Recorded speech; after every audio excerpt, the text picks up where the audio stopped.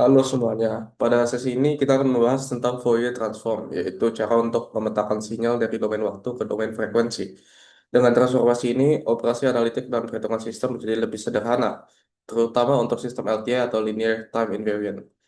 Untuk sinyal kontinu yang tidak periodik, eh, pasangan transformasinya adalah X omega sama dengan integral dari minus tak hingga sampai plus tak hingga X dalam kurang T dikali E pangkat minus J omega T dt. Kembalikannya untuk mendapatkan kembali sinyal waktu xt digunakan rumus inverse, yaitu xt 1/2 pi dikali integral dari minus tak hingga sampai plus tak hingga x dalam kurung omega dikali e pangkat j omega t d omega. Sekarang untuk sinyal diskrit yang tidak periodik digunakan DTFT atau Discrete Time Fourier Transform dengan pasangan berikut. XE pangkat J besar omega sama dengan perjumlahan dari N sama dengan minus tak hingga sampai plus tak hingga X dalam kurang N dikali E pangkat minus J besar omega N. Untuk mengembalikan sinyal ke domain waktu, digunakan rumus inverse. X dalam kurang N sama dengan 1/2 pi dikali integral dari minus pi sampai pi. X E pangkat J besar omega dikali E pangkat J besar omega N D besar omega. Keuntungan utama dari Fourier transform adalah konvolusi di domain waktu berubah menjadi perkalian di domain frekuensi. Dengan begitu, prosesnya seperti filtering atau analisis sistem bisa digoyangkan lebih mudah dan cepat. Selanjutnya, saya akan menjelaskan terkait linearitas, pergeseran waktu, dan pergeseran frekuensi. Transform Fourier ini dia bersifat linear, sehingga kombinasi linear di waktu tetap bisa menjadi kombinasi linear di frekuensi. Bisa dilihat pada PPT kita yang X1T tambah BX2T. Kemudian, pergeseran waktu ini bisa menyebabkan faktor eksponensial pada domain frekuensi. Di PPT juga sudah tersedia. Dan untuk sedangkan modulasi eksponensial di waktu itu bisa membedakan spektrum dan persamaannya juga bisa dilihat pada PPT. Dan untuk DTFT atau Discrete Time Fourier Transform bentuknya bisa berupa dua bentuk yang ada di PPT berikut. Dan hasil ini bisa digunakan saat kita merancang modulasi dan translasi spektrum pada komunikasi serta DSP. Jadi saya akan membahas mengenai penskalaan waktu, kompleks konjugat, turunan, dan integral, dan pembalikan waktu.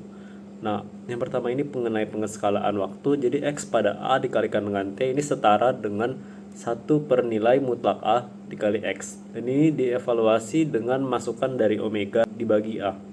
Nah, artinya jika waktu ini diregangkan atau waktu ini dipersempit dengan faktor A, maka spektrum juga akan ikut melebar atau menyempit dan amplitude juga akan diperkecil atau diperbesar 1/nilai mutlak A.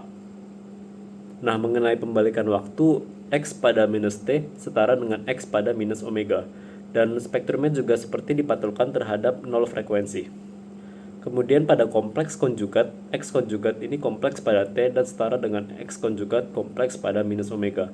Sehingga di domain frekuensi terjadi pembalikan frekuensi sekaligus pengambilan konjugat kompleks. Mengenai turunan di waktu, turunan terhadap T dari X pada T itu setara dengan J kali omega dikalikan X pada omega. Dan ini sehingga operasi turunan di waktu menjadi pengali J omega pada domain frekuensi. Nah, integral nilai arus arah itu adalah integral dari waktu minus tak terhingga sampai plus tak terhingga dari X pada T terhadap T. Nah, ini sama dengan X pada 0, sehingga luas total sinyal sama dengan nilai spektrum di frekuensi 0. Nah, terakhir mengenai versi diskrit, pada sinyal yang berbentuk deret atau sampel, turunan tidak bisa dihitung secara halus seperti di sinyal kontinu, jadi digunakan cara beda maju, yaitu melihat perubahan nilai antara satu sampel dengan sampel berikutnya. Secara matematis ini mirip dengan faktor 1 dikurangin E berpangkat minus J dikalikan dengan omega diskrit. Nah, intinya faktor ini akan membantu memperkirakan seberapa miring atau seberapa cepat perubahan spektrum terjadi. Jadi kita bisa menaksir kemiringan spektrum hanya dengan perbedaan antara sampel. Konvolusi di waktu berubah menjadi perkalian di frekuensi yang sangat memudahkan analisis sistem LTI atau Linear Time Invariance.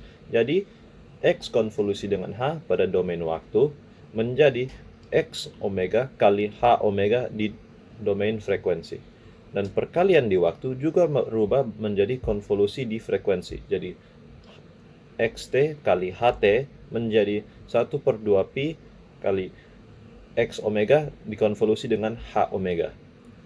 Prinsip konservasi energi dinyatakan oleh Parseval.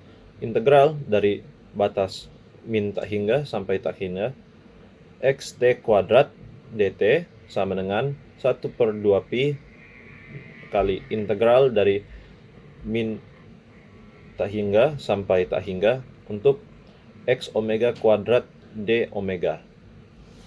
Sifat dualitas memberi pasangan simetris, yaitu xt sama dengan x omega atau x omega sama xt, dan xt bisa menjadi 2pi x min omega. Semua sifat ini memiliki padanan pada dtft dengan faktor 2pi yang konsisten dan wilayah integral yang terbatas pada interval min pi sampai pi. Baik, di sini saya akan melanjutkan mengenai contoh ringkas dan penutup komputasional. Pertimbangkan pulsa strategi selebar T yang ditulis sebagai fungsi kotak xt min rek T kecil per T besar. Transformnya adalah fungsi sin yang memperlihatkan trade-off waktu dan frekuensi. X omega dikurang T sin omega T per 2 sin U per U. Jika pulsa digeser T0, maka spektrumnya hanya dikalikan fase. Kemudian X T min T0 E min J omega T0 untuk kali T besar sin omega T per 2. Untuk sistem LTI dengan respon impuls HT lebih efisien menghitung keluaran melalui domain frekuensi. YT min X kali H kali T Y omega min X omega H omega. Strategi komputasi modern memanfaatkan pasangan ini agar operasi konvolusi panjang dapat diselesaikan melalui perkalian spektrum menggunakan FFT pada versi diskrit.